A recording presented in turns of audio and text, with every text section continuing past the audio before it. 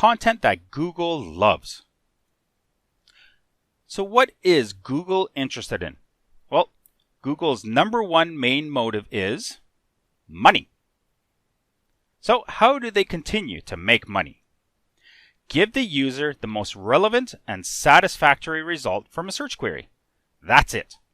Think about it. If Google gave visitors a poor search experience, they may begin looking for an answer to their query using another search engine, such as Yahoo, Bing, or DuckDuckGo. If you query Google and the first few results don't answer your question, it reflects badly on Google.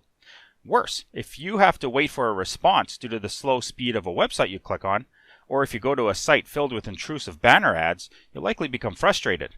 Though the website experience might be poor, it is Google you will be frustrated with. So how does Google measure the best result?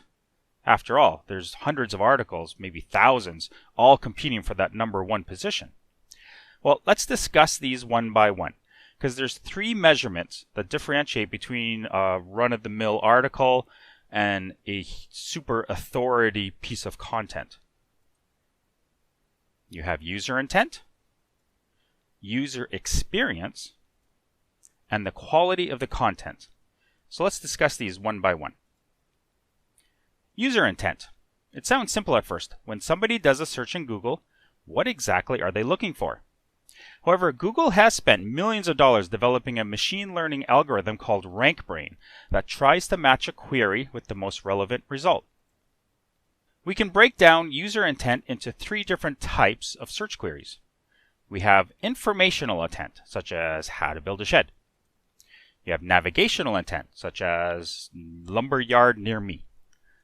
And you have transactional intent, or a buy keyword, so buy a guide on building a shed. Now, if you know anything about marketing, you'll quickly realize that these are similar to the steps of a sales funnel. When users are interested in buying something, they will first do the research, which would be informational intent. Then, as they narrow down to what they want, they're ready to buy. Now, most likely as a marketer, you've been taught to try and capture the traffic only at the buy stage. Those visitors with their credit cards in hand, ready to purchase a product you recommend. After all, your primary goal is to make a sale. And until recently, this was the end-all of an affiliate website. But we'll soon discuss why this is no longer a good idea if you wish to rank a website high in Google.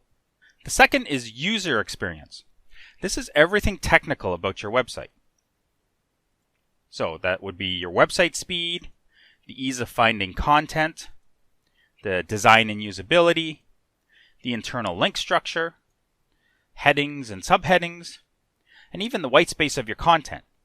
Now, we're not going to be drilling deep into design or how to format your website right now, only what constitutes a great user experience according to Google. So the goal is to make users stay on your site and continue consuming your content. That is, you want positive engagement. If you are ranked in the top 10 and enough people bounce away from your website, it could mean the user intent was not satisfied. The user went to your site, did not find the information they were looking for, and bounced away. Google will notice this and will give your competitor a bump past you to see if their content sticks better instead. This stickiness is also known as dwell time, and Google measures the average time a user spends on a listing based on a query before clicking back to the search results. So as a ranking factor, it does make sense. The longer someone stays on your website after a Google search, the more likely it is that they found your content useful, and the more satisfied a user will be with Google overall that they recommended your site in the first place. The third part is quality content. So you've likely heard the mantra quality content several times when learning how to build a successful website, even in this course. The final step is to structure your content while thinking about, and here's that phrase again, user intent.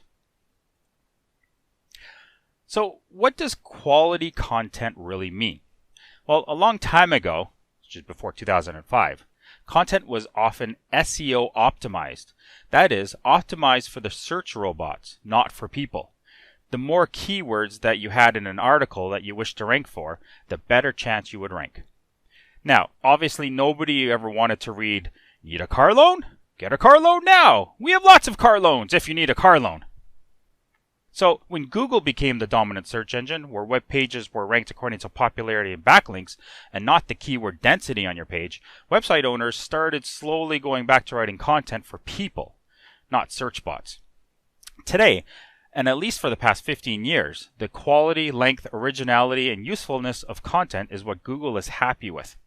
So with user intent, we simply take the content one step further and ask ourselves, what is the user actually looking for?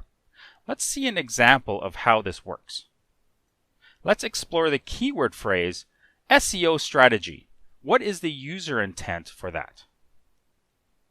Now, before we look at the top results, let's instead look at the results that didn't make the cut. So let's go down to page 2. And we'll go near the bottom.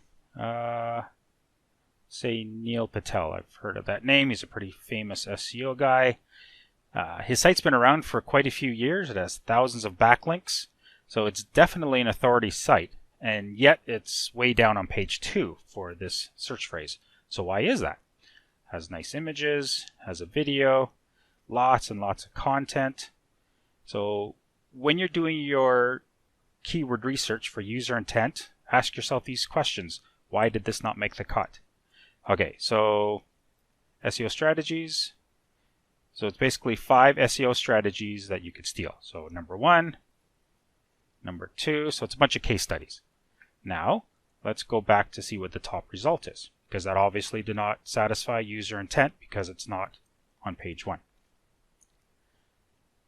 So the very first position is HubSpot, not only number 1, but also position 0, so that's important for voice search. So let's find out. Okay, so this is how to create an SEO strategy for 2019. So you can see it's the same high quality as the other article we looked at. Some nice images, video, lots and lots of content. So why did this beat the other site to be in the number 1 position? Well, we just look at the title, how to create an SEO strategy for 2019. What's the difference between that and the other page? In this article, it's actually how to build a strategy, whereas the other page are examples of strategies from other businesses. So gathering this data and comparing these two articles, we realize that the user intent is how to actually create an SEO strategy with a template. That's what the user intent is. So when you're looking for keyword phrases, how do you research the user intent? Well, the best way to do is to look at the first few links, first few pages to see what they're about. Also similar phrases. People also ask what is an SEO strategy plan. And finally, you could also look at searches related. So you could see these are all related searches as well. So does that mean that Neil Patel's article is bad? No, of course not. What it means is that the user intent would be a different keyword. So let's try SEO competitor strategies, which is more of what his article was about. And there you go. It's the number 1 position. So you can say that that was the user intent, was SEO competitor strategies is very different from SEO strategy itself. So now, how do you research for this user intent? Well, keyword research still helps, along with LSI-related keyword phrases. These related phrases will help steer your content creation towards the right path. You can also view Google's people also search for results. Think of questions a user will ask and answer them in your content. Research your topic on social media, question and answer websites, forums, and comments and blog posts to see what users are interacting with. What are they actually asking? What are their pain points that they need answered? And one final word on user intent. A little while ago, I was talking about an old SEO strategy where you would only concentrate on the buy keywords, that is, the transactional user intent. Therefore, affiliate websites would be full of product review pages with links to buy those products, but very little informational content. Well, today, Google will see you as low quality.